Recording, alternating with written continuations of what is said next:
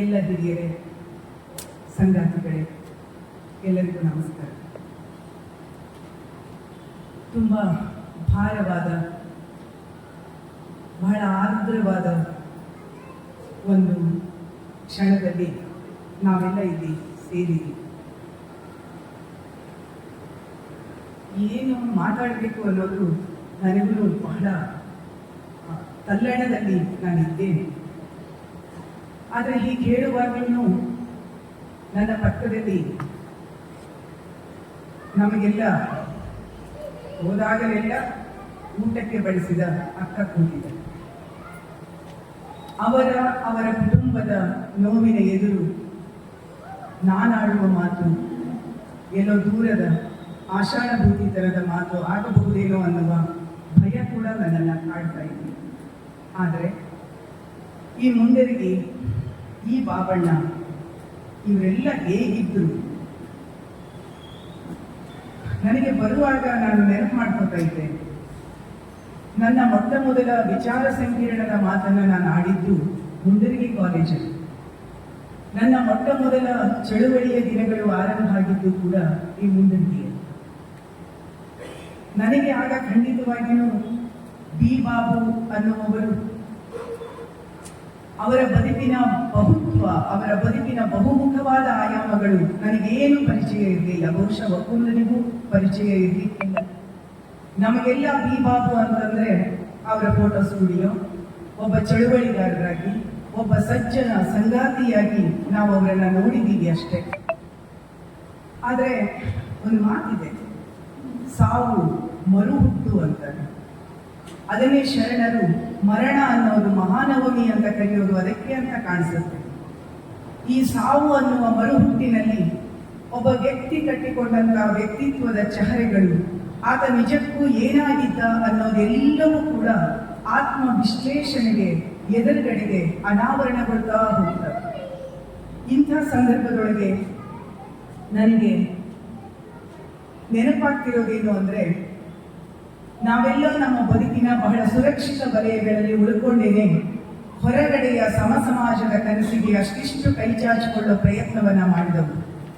ಆದರೆ ಲೋಕೋಪಯೋಗಿ ಇಲಾಖೆಯಲ್ಲಿಯ ಒಂದು ಉದ್ಯೋಗವನ್ನ ಬಿಟ್ಟುಕೊಟ್ಟು, ಇಲ್ಲ ಅದು ನನಗೆ ಅಗತ್ಯನೇ ಇಲ್ಲ, ನನ್ನ ನಿಜವಾದ ಸಂವೇದನೆ ಇರೋದು ರಂಗಭೂಮಿಯಲ್ಲಿ, ನಾನೊಬ್ಬ ಸೃಜನಶೀಲ ಕಲಾವಿದ ಅಂತ ತಮ್ಮನ್ನ ಗುರುತಿಸಿಕೊಂಡ ವ್ಯಕ್ತಿ ಇದ್ದಾರಲ್ಲ, ಕಲಿಸ್ಕೊಡುತ್ತೆ ಚಳುವಳಿ, ಅದನ್ನ ಗಟ್ಟಿ ಮಾಡುತ್ತೆ.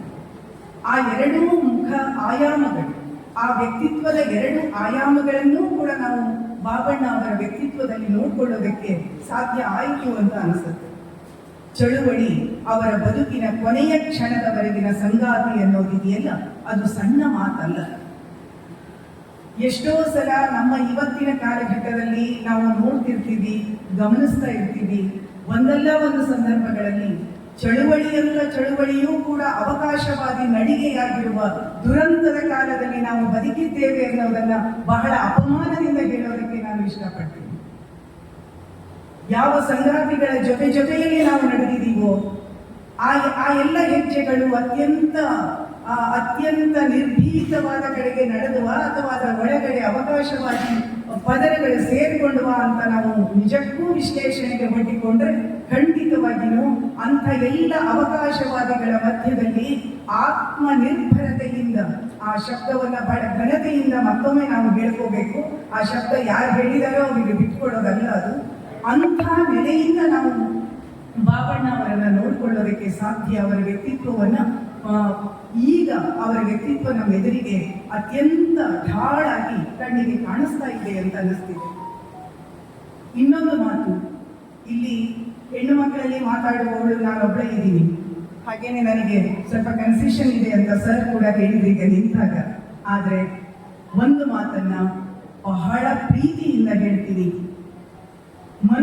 ಮನುಷ್ಯ ಸಂಬಂಧದಲ್ಲಿ ಸಜ್ಜನಿಕೆ ಅನ್ನೋದು ಮರೆಯಾಗ್ತಾ ಹೋಗ್ತಾ ಇರುವ, ಯಾವುದು ಮುಖವಾಡ ಯಾವುದು ಮುಖ ಅನ್ನೋದು ಗೊತ್ತಾಗದೇ ಇರುವ ಕಾಲಘಟ್ಟದಲ್ಲಿ ನಿಜವಾಗಿಯೂ ನಮ್ಮ ಬಾಬಣ್ಣ ಸಜ್ಜನ ವ್ಯಕ್ತಿಯಾಗಿದ್ದರು ಅನ್ನೋದಿದೆಯಲ್ಲ, ಅದು ನಾನು ತುಂಬಾ ಪ್ರೀತಿಯಿಂದ, ತುಂಬಾ ಗೌರವದಿಂದ, ತುಂಬಾ ಅಭಿಮಾನದಿಂದ ಅದನ್ನು ಹೇಳೋದಕ್ಕೆ ಇಷ್ಟಪಡ್ತೀನಿ. ಮತ್ತು ಸರ್ ಸಿದ್ದನಗೌಡ ಸರ್ ಅದನ್ನ ಪ್ರಸ್ತಾಪ ಮಾಡಿದ್ರು. ಹೊರಮುಖದ ಚಳುವಳಿಗೆ ತೊಡಗಿಸಿಕೊಳ್ಳೋದು ಒಂದಾದ್ರೆ, ಇಡೀ ಕುಟುಂಬವನ್ನೇ ಚಳುವಳಿಗೆ ಈ ಸಮ ಸಮಾಜದ ಕನಸಿಗೆ ಸನ್ನದ್ಧ ಮಾಡೋದು ಇನ್ನೊಂದು. ಅದರ ಜೊತೆಗೆ ನಾವು ಅದನ್ನ ಹೀಗೂ ನೋಡ್ಕೋಬಹುದು. ಏನು, ಇಲ್ಲಿ ಕೂತಿರುವ ಅಕ್ಕ ಬಾಬಣ್ಣ ಇಟ್ಟಿರುವ ಹೆಜ್ಜೆಗಳ ಜೊತೆಗೆ ನಡೆದವರು ಮಾತ್ರ ಅಲ್ಲ, ಆ ಹೆಜ್ಜೆಗೆ ಶಕ್ತಿಯನ್ನ ತುಂಬಿದವರು ಕೂಡ. ನಾವು ಮಹಾತ್ಮ ಗಾಂಧೀಜಿಯವರ ಜೊತೆಗೆ ಕಸ್ತೂರಬಾ, ಜ್ಯೋತಿಬಾ ಫುಲೆಯವರ ಜೊತೆಗೆ ಸಾವಿತ್ರಿಬಾಯಿ ಫುಲೆ, ಹಿಂಗೆ ಓದಿ ಓದಿ ಓದಿ ಸಾಕಾಗಿ ಹೋಗಿದೆ ನಮಗೆ. ಆದರೆ ನಿಜವಾಗಿಯೂ ಕೂಡ ಕಸ್ತೂರಬಾ ಮತ್ತು ಗಾಂಧೀಜಿಯವರ ಜೊತೆ ಹೆಜ್ಜೆ ಇದೆಯಲ್ಲ, ಅದು ಹೇಗೆ ಆ ಸಮಾಜದ ಸಹಯೋಗದ ಒಂದು ಹೆಜ್ಜೆಯಾಗಿತ್ತು ಅಂತ ಹೆಜ್ಜೆಯನ್ನ ಅಕ್ಕ ಮತ್ತು ಅವರ ಇಡೀ ಕುಟುಂಬ, ಅವರ ಮಕ್ಕಳು, ನಾವೆಲ್ಲ ಅವರ ಮನೆಯಲ್ಲಿ ಉಂಡು ತಿಂದು ಹೋಗುವಾಗ ಮಕ್ಕಳೆಲ್ಲ ಪುಟ್ಟ ಪುಟ್ಟ ಮಕ್ಕಳವರು. ನಾನು ಅವರ ಮದುವೆಗೂ ಬರಲಿಲ್ಲ, ಆದರೆ ಇವತ್ತು ಬಹಳ ಅಭಿಮಾನ ಅನಿಸುತ್ತೆ.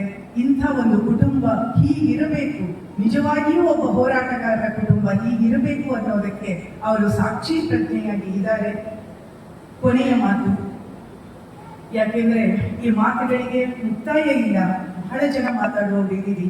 ನಾನಿಲ್ಲಿ ಹೇಳಕ್ ಇಷ್ಟಪಡೋದು, ಕವಿ ರಿಲ್ಕ್ ಒಂದು ಮಾತನ್ನು ಹೇಳ್ತಾನೆ, ಸತ್ತವರ ಕನಸುಗಳು ಇದ್ದವರ ಬೆನ್ನ ಹುರಿಯಲ್ಲಿ ಬೆಳಿಬೇಕು ಅಂತ.